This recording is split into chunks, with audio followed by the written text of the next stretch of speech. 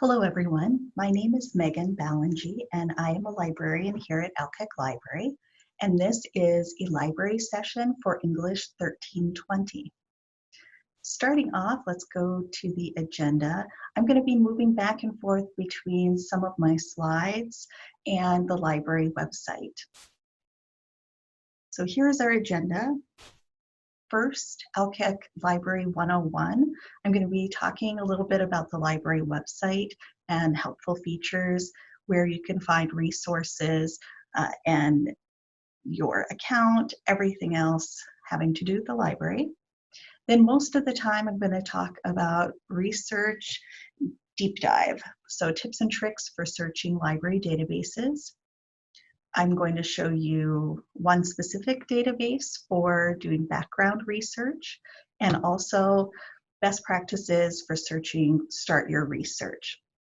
And what I'm going to be covering today can apply to a lot of your other classes and other research projects and research papers that you'll end up doing during your time as an undergraduate here.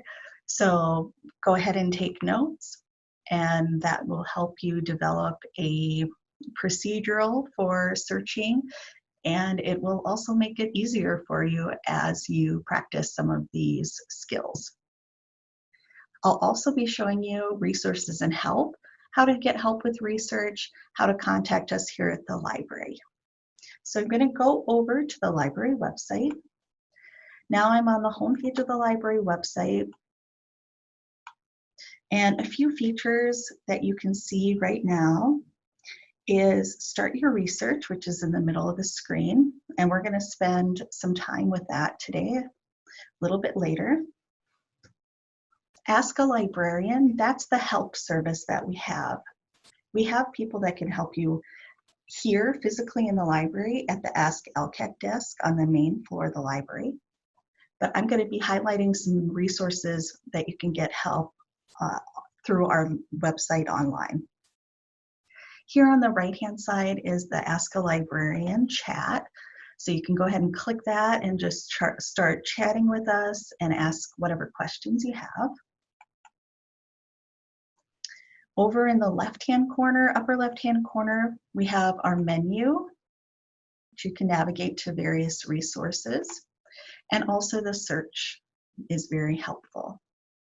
If you scroll just a little bit, you'll see that there's a pop-down, a drop-down menu, I guess, on the top of the screen that also has My Dashboard, which is your account. So if you have borrowed materials from the library, you can renew, etc. online. You can see your calendar and hours, and there are other links to Ask a Librarian throughout the website, but this is a handy one right here.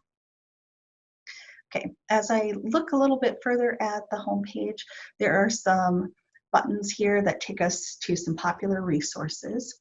The catalog, this is where you would search for things that are in the library. So books, any of our collections, like our juvenile collection, our models and anatomical models collection, anything we have physically in the library, books, but also ebooks.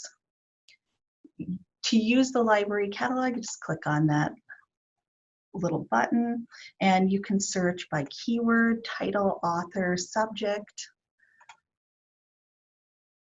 Fill in your search here, and you can search the entire collection at one time, or you can search just one specific collection. I'm going to go back. The databases page, we are going to return to a little bit later. This is where you can access databases individually, and we have over 600 different databases. And they're organized in a few different ways. You can browse databases by subject, and you can also browse databases by type.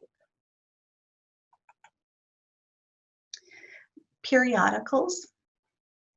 The periodicals page takes you to this page that has our periodicals organized by discipline. So a periodical, this is a academic, or it could be a magazine. We do have also magazines here in the library. that contain articles. So an example of a periodical would be the American Journal of Medicine, and you might find an article on the topic that you're researching there. So you can navigate this by discipline as well. And then we also have guides. I'm going to go ahead and click on this. The research guides that we have available are usually put together when the librarians teach a class. So we'll come into one of your specific classes and give you information about resources that support your research topic that you have or project. We also have research guides that covers areas of research. So there's history, art and design, biology, etc. But what I'm going to do is I do want to show you the English 1320 guide. And I just have to type in our course name and the number, so ENG 1320, and then I put Megan, M-E-G-A-N, so I can show you my guide. And I'm going to click search. And this first result, I'm going to click on the title. And this guide goes more into depth on the resources that I'm going to show you today. There's also this really handy overview of how to find articles. So you can flip through this, and this is information I will be covering today, and how to take your topic, narrow it down, and then find resources. So you can refer back to this. There's also a lot more resources. If you look at these tabs, you click on search strategies, research databases, there's a lot more information here.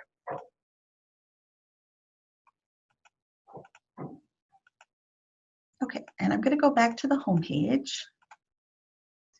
And a few more things. If I scroll a little bit, you can also see the location and hours here. And then if I scroll a little bit more, I do want to highlight our events and workshops. We have some workshops that are research-based, but we also have fun events, and you can view our event calendar here. Okay, I am going to go back to my slides here. And right before I get started with showing you any more resources, I do want to give you a few helpful tips or research hacks. And a lot of what I'm going to give you as far as tips are things that I've learned as I've been researching when I was an undergraduate and a graduate. And some of these things I've learned from doing the opposite and kind of learning my lesson. So here are just some things that I would suggest you do as you're starting out. So before you even start, organize a place to save your research articles, links, notes, etc. So this could be your U Drive, if you use the online office products, 365, if you want to keep all of your materials in a Google Drive, just find a place and just put everything there. Keep a list of searches you've tried in the library databases when you are looking for articles. This is really helpful. I have learned the hard way when you are searching, sometimes you kind of get lost in your research, and it can be hard or difficult to find materials if you're not keeping a list and keeping track of what you're doing as you go along. And save articles as you go along with citations in the format that you are writing. So if it's MLA, save the citations in MLA style, and I'll show you how to get those as well. It's a lot easier to save articles as you go along versus trying to recreate searches or find materials a day or two later after you've been researching. A big part of this is to understand that research is not easy, and there is a lot to learn. And this, of course, is college. You're here to learn, and you don't have to have these skills already. And in saying that, you can ask for help. librarians are here to help you and support you. We have a lot of good skills. We would be happy to learn about your research projects and help you out. And of course, there's also Slack and the Writing Center on campus. Okay, so let's get started in our research. So this next slide I have is talking about your topic. And I have a topic that I'm going to use throughout this tutorial today, but you can just apply your topic to my example.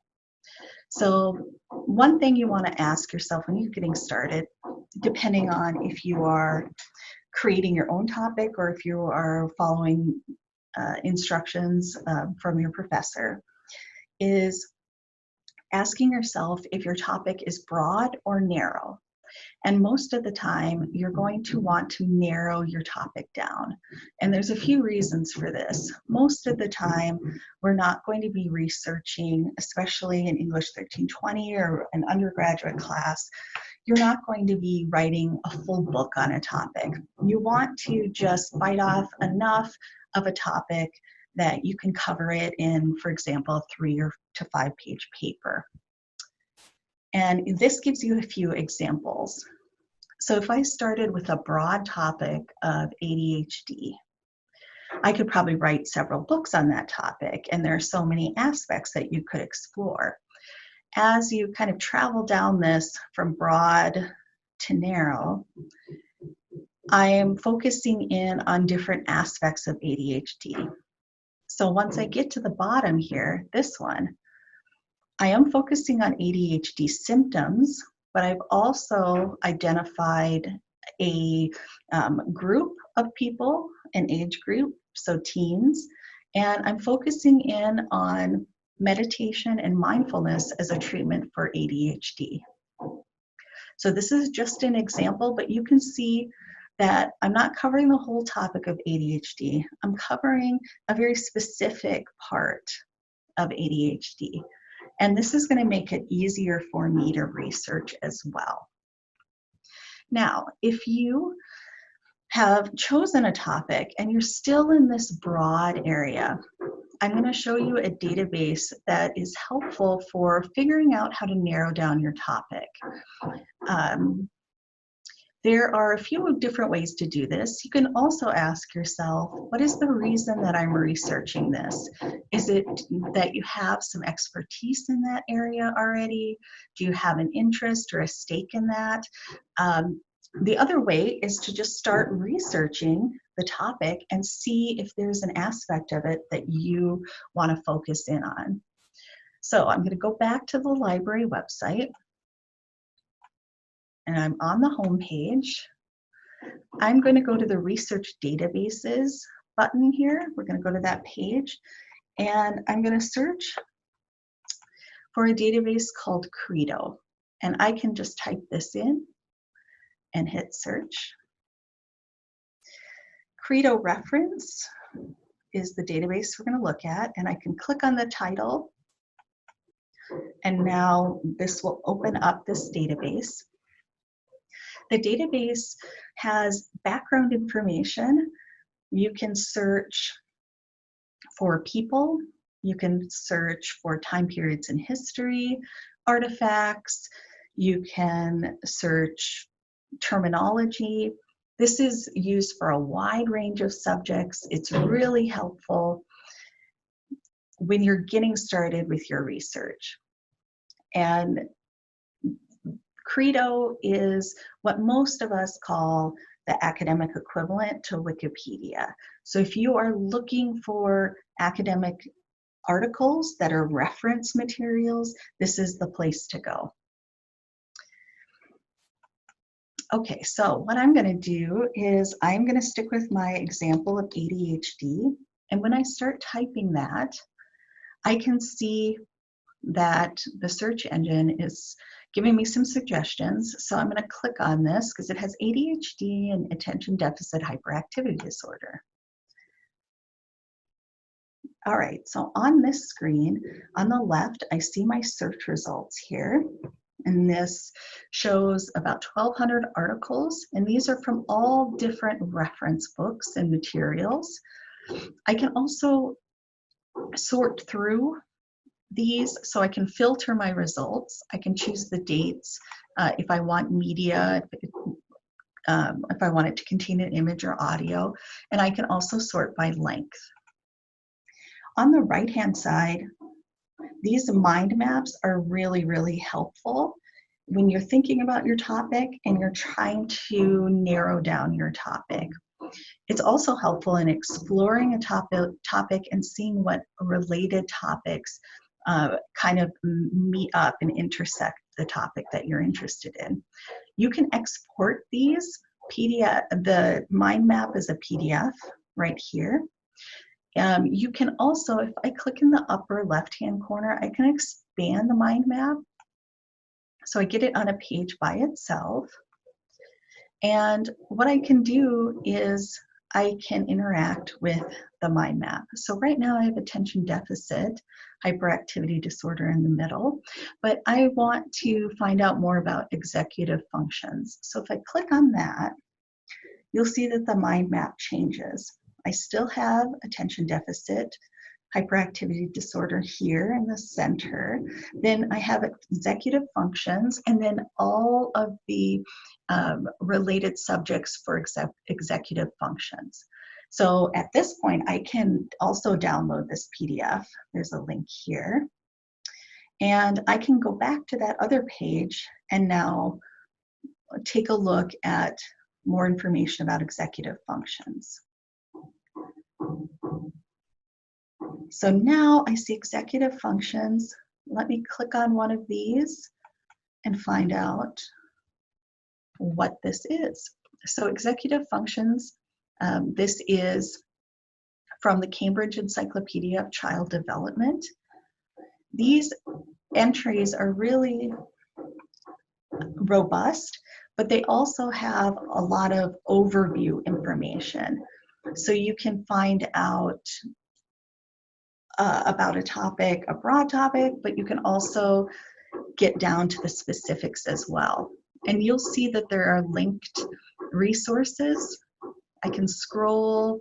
There are often images and various media that's also in these articles and entries. What I can do if I want to keep this, if I want to save this, I think it might be helpful in my research. There are some symbols here at the top. I can share this. If I click that, I can also send this via email to myself. I can print it. I can have this read aloud. I can also translate this to other languages. If I wanted the citation format, and I was using MLA, I can click that. I can copy and paste this into my works cited. Always with any of the citation format generators in various library databases, you always want to double check them against your citation style guides or another resource, because there sometimes are little errors in those citation format generators, or when you copy and paste them over, your formatting does not save. Looking at my sample topic now, how effective is meditation on the treatment of ADHD symptoms? This is the next step that I would suggest you take. So on a Word document or on a piece of paper, what you're going to be doing is looking at your research question or research topic and pulling out the most important parts of this. So you're going to take it apart a little bit in order to find some keywords, and the keywords are what we're going to use to search the library databases. So what I want to do is figure out what are the core concepts of my topic. What is the most important parts? And what I've done is list those here. So I have the word effective, meditation, treatment, ADHD, and symptoms. So I've got all of those listed here. And what I'm going to do for each one is look up synonyms, so words that mean the same thing, or related terms. And I'm just listing those out. And you can continue to add to this list. And don't be afraid to Google synonyms for some of the words that you are identifying. Go back to Credo reference and take a look, search for some of that terminology, and just list out everything that is related. This is a brainstorm, and what this is going to provide us a little bit later is a list of different words that we can search in the databases. So you may be asking, why do we need to do this step? Why can't I just start searching right away? Well, one of the most frequently asked question, and where students kind of get stuck when they're searching for their articles or sources for their papers, is you'll start to search in a library database and you have your topic figured out, but you won't be able to find articles on that topic. And most of the time it's because you haven't identified the correct keywords to tell the library database so that it can effectively find articles or sources on your topic. So to break that down a little bit, looking at this slide gives you some differences in searching. So we're used to searching Google, which is our daily information source for quick info searches, right? We can search a sentence, we can search a question, and it will correct our spelling. If we think about library databases, this is a different type of search. So this is a skill that you have to learn as you're starting to do research. Our library databases are for exploratory research searches, and they operate differently. Basically, what it wants is it wants you to identify keywords about your topic so that it can search for those keywords and bring them back in the form of articles on your topics. So it functions on keywords, which is different than Google. It sometimes will give correct spelling suggestions, but sometimes I will just get 0 results and then I'll go back and see that I spelled something wrong. So if you have that happen where you've got 0 search results, make sure you double check that you haven't spelled something incorrectly. So one advantage of the library database, at least in Start Your Research, it will provide popular terminology. So it gives you some options when you start to type in your keywords. But it functions on Boolean operator combinations with your keywords. And I'm going to go ahead and explain that. So Boolean operators, these are terms that we use in between or before or after some of our keywords when we put them into the library database to tell the database what we want to show in our search results. So this is a very simplified example, and in just a minute I'm going to show you, continuing along with my sample topic of ADHD, I'm going to show you how we can combine those keywords. So Boolean operators are and, or, and not. These are words that we can use in between our keywords to tell the database to do different things. So my example of peanut butter and jelly. If I use the Boolean operator and in between those words, peanut butter and jelly, it's telling the library database, I want both of those together. So I'm going to get articles about peanut butter and jelly.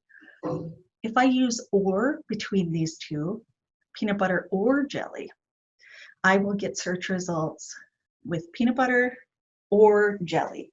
So I'm actually saying either one. When I use not before a word, so if I said peanut butter, not jelly, I'm only going to get peanut butter. We want to exclude the word jelly. So how does this come into play?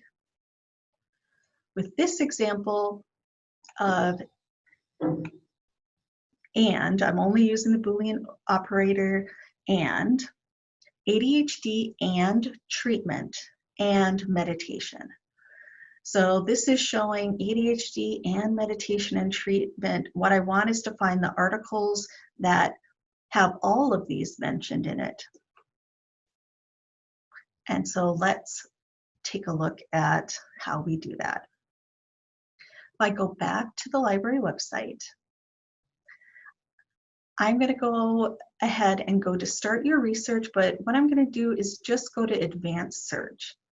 And when you're using start your research, you're searching all different types of library materials, articles, books, media.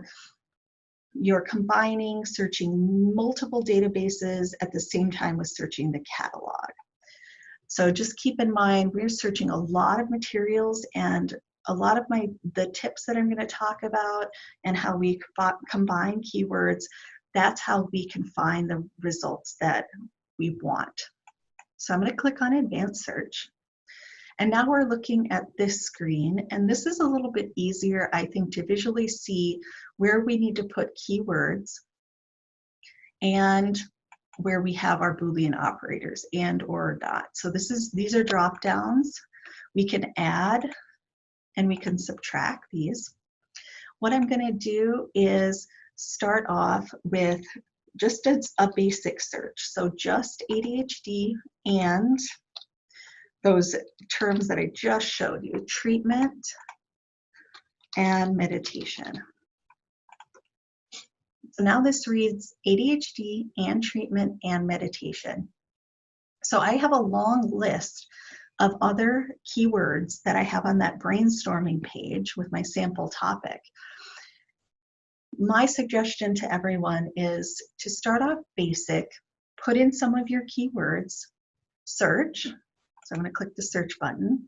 Take a look at your search results and see if any of those articles or other resources are going to work for your research topic and your project.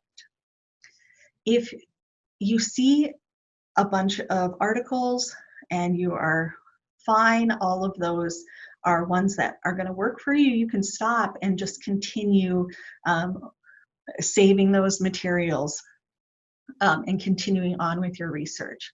But more likely than not, you'll have to do some troubleshooting. And this is where people get tripped up a little bit. They'll start to search and they'll say, well, I have words that kind of reflect my topic. Why aren't I finding all of the resources that I want, or resources that are focusing in on my topic? Well, one thing that may be an issue is you might not be using the keyword that the library database is going to recognize in certain articles. And I'll show you how you can troubleshoot that. And the other thing to keep in mind is there are no perfect sources. You probably will not find one article that focuses on everything that you want to address in your research paper. One of the big concepts of research, what you have to do is search for materials, and you have to find many different sources, and then you have to take them and synthesize them into your argument. And that's all part of research. So keep that in mind. You may have to search certain aspects of your topic separately.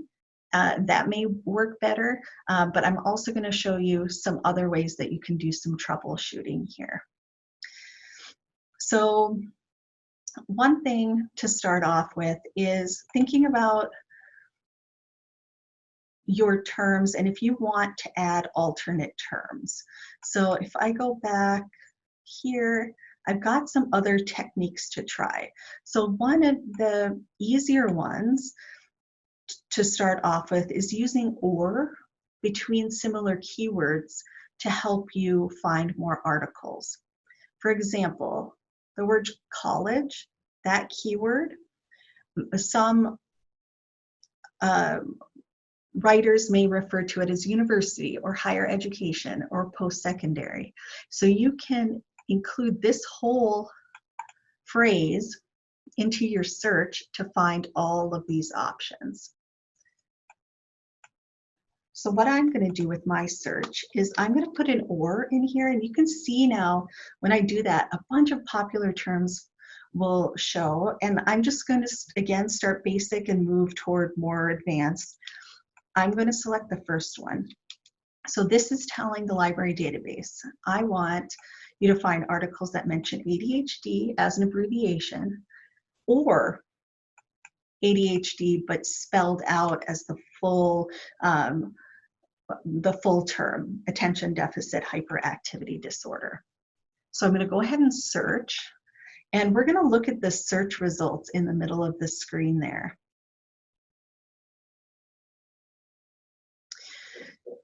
So I think I had 355 before, now I have 388. So it's capturing more articles. So sometimes if you only use one keyword, you may miss out on some articles or sources. I'm going to actually do the same thing with treatment or, and for this one, you can choose whichever one you want. I'm going to choose this one. Again, moving from basic to more advanced. And again, this is where I would be keeping track of my searches. I'm going to go ahead and click search. So I had 388 before. And now I have over 1,000. When you search, start your research, this is also all trial and error. Everybody's topics are different. Everybody's keywords are going to be a little bit different. My best practice, my suggestion is search, look at the results. If you're not finding what you're looking for, you can search again. And then also there's a way to filter these results, which I'm going to talk about in just a moment. Another thing that you can do, if you haven't closed your browser, let's say I've been searching for about an hour, I can look at this link that says search history. If I click on that, it's going to show all the different searches that I've done since I've had this browser open. So I can look at my search one. I just searched ADHD and treatment and meditation. And I could go back to those search results. They're linked here. So this is a way to keep track. You can also write them down or copy and paste, because once you get started with searching various keywords, everything kind of mixes together and it gets to be confusing. So that's my suggestion. Keep track of your searches so you're not searching something you've already searched before. It can get confusing really quickly. Okay, so I put in my ORs here. Let me go back and show you a few more things you could try. Try using not to exclude keywords from search results. So if something kept popping up in my search results that I didn't want to focus on, let's say because I'm searching alternative medicine or therapy with ADHD, maybe yoga keeps coming up. I can add a row and put not yoga, and that will filter that out of my search results. I can also try phrase searching. This will keep words together. So genetic engineering is a concept. If I put quotes around that, it will keep those two words together, and that will tell the library database, I don't want just genetic or just engineering. I want both of those together, genetic engineering. So that is something you can try. Another option is using truncation. This will find the root word of many words that have different endings. So example, child with an asterisk here, that will be telling the library database, I want all the forms of that word, child, child's, children, children's, childhood, etc. So those are some options for you to try. You may want to pause here for a minute and try out some of those options with your topic.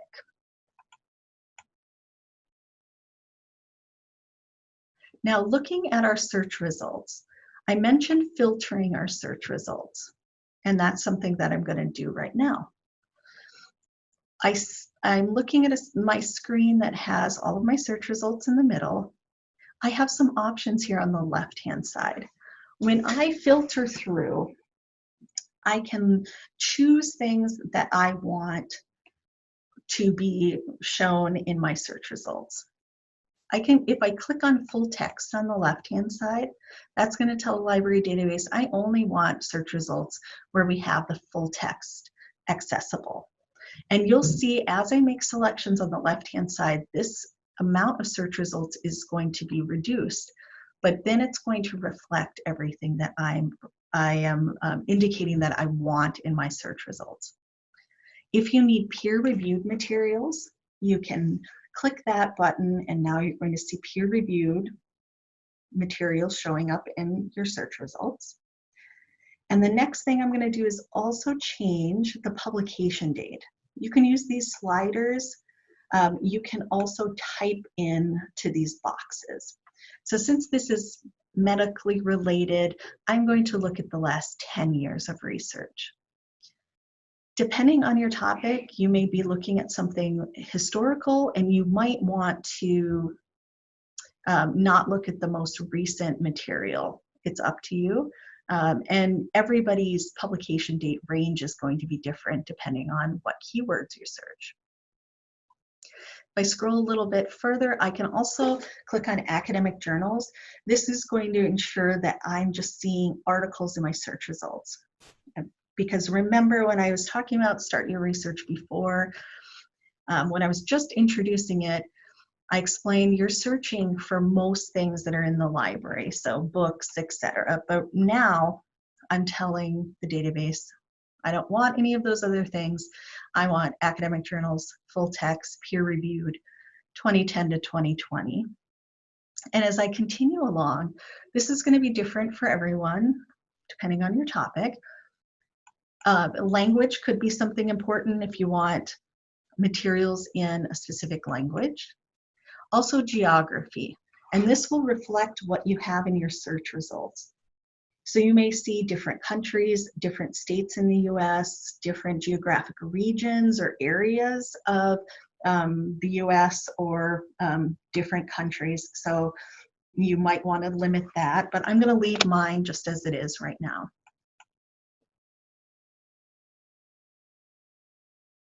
And now I think I had over 1,000 search results. I have 569. Now you may want to continue reducing that, or you just might want to look at your list at this point. And I think I'm going to look at my list right now. And what is showing on the screen is my results list, and I have a preview of these articles. From here, you can access the full text. But there are a few other things that are really helpful if you click on the title of the article. Also on this page, before you click on the title, if you continue along on the right-hand side, you'll see a preview button with a little paper and a magnifying glass. This gives you a little more information about the article you want to look at. And often these have an abstract, which is the summary of the article. That can be really helpful if you just want to skim through and see if the article is going to be a good article for your research. So that's a way to save time there. Also, you'll see subjects. Now, when you click on subjects or when you search subjects, that's going to make your search more broad. If I was going to search cognitive therapy, I would only be searching that at that point, and that's a different subject. But that may be something that I want to combine in my search to take a look and to see that aspect along with other treatments for ADHD. That's just an option too. So keep in mind when you are looking at these search results, you can use certain information to improve your search and to add to your brainstorm list. I'm going to look at the second search result. When I click on the title, this is what I was saying before when I said there's going to be a lot more information about the article on this page. And it may be an easier way to navigate through your search results. The title of the article is here at the top. I can see the authors listed. The source, this is where this was published. So this was originally, this article, mindfulness-based cognitive therapy, was published in this academic journal, Psychological Medicine, in January of 2019. And you can also click on the title of a journal and see everything else published in that journal as well. As I'm scrolling down, I see some keywords listed. These sometimes show up in some articles and some not, but this is another place to look for keywords to write down and add to my list. So two other areas of this page. On the upper left-hand corner, you're going to see different ways that you can access the full text. This article, we can get a full text through the full text finder, or if we click this link that says view complete issue. Depending on the article and where it was published and where the library has access to that source, we're going to see different things here. And we'll look at one more article to see some of the other options. PlumX metrics, that's just more information, a little more advanced information, and you don't need to worry about that right now in English 1320.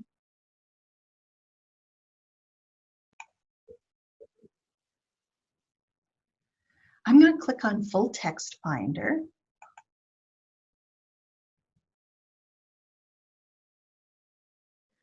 And it may look different depending on your browser. What this will do is find where we have access to this full text. If you click on below the results, I can find the full text in this database, and I can also find it in a few other ways. So it's the same article, it's just we have access to it in a few different places. This is the article, it's in ProQuest.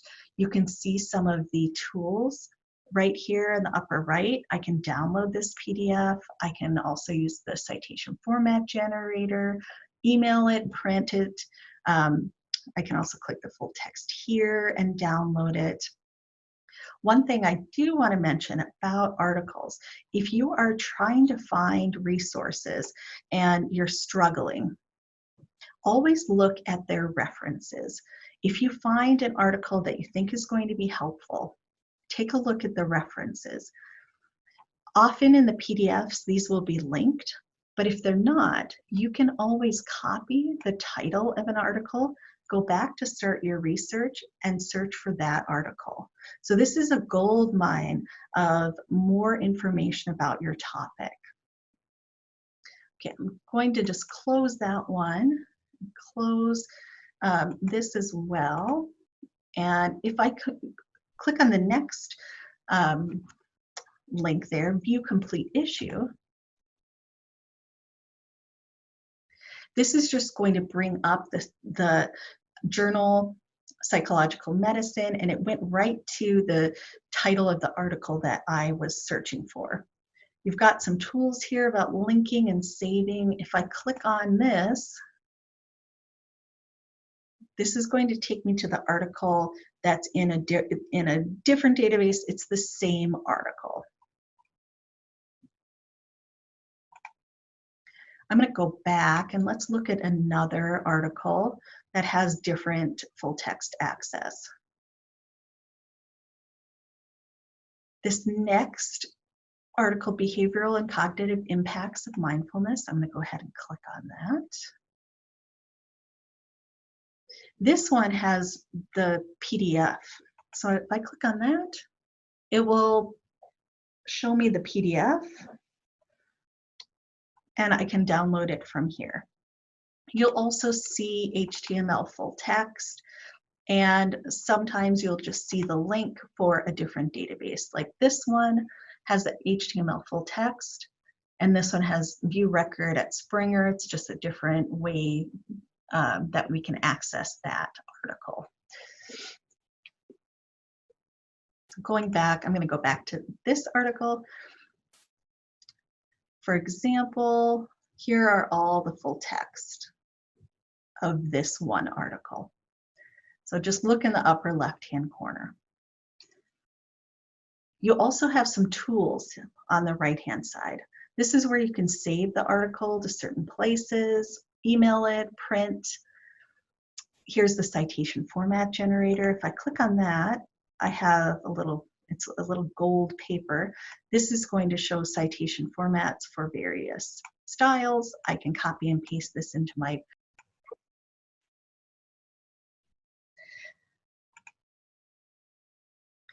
There is also, if I get rid of my citation format generator, a really helpful permalink. It's at the bottom of the tools. If you click that, above the title of the article, a permalink will pop up. You can also shorten this and make it into a bit.ly.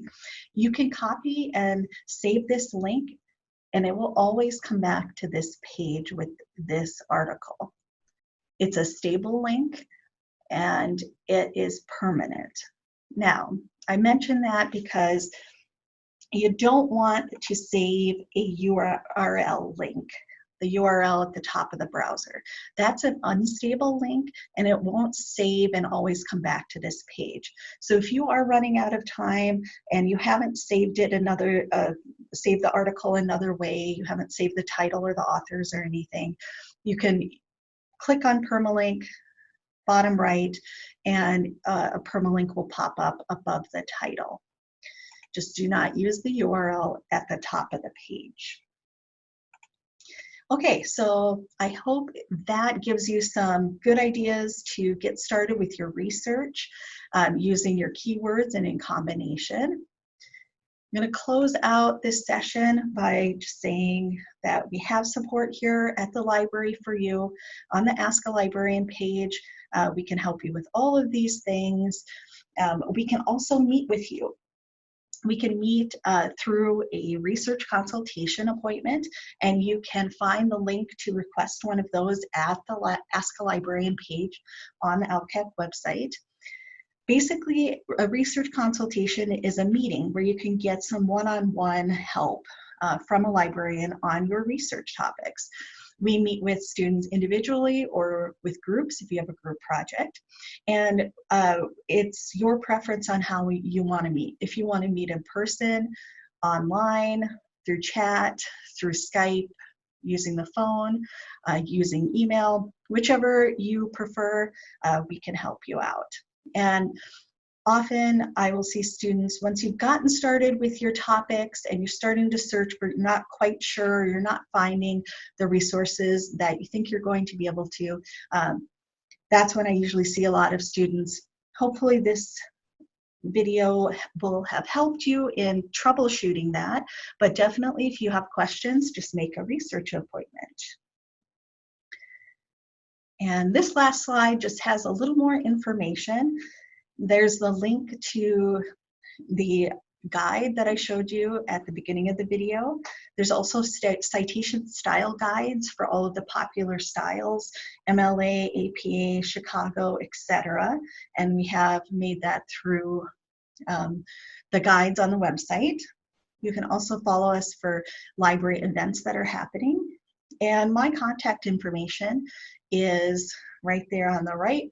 You can email me if you have any questions, request to meet with me, and visit us at Ask a Librarian. Have a great day.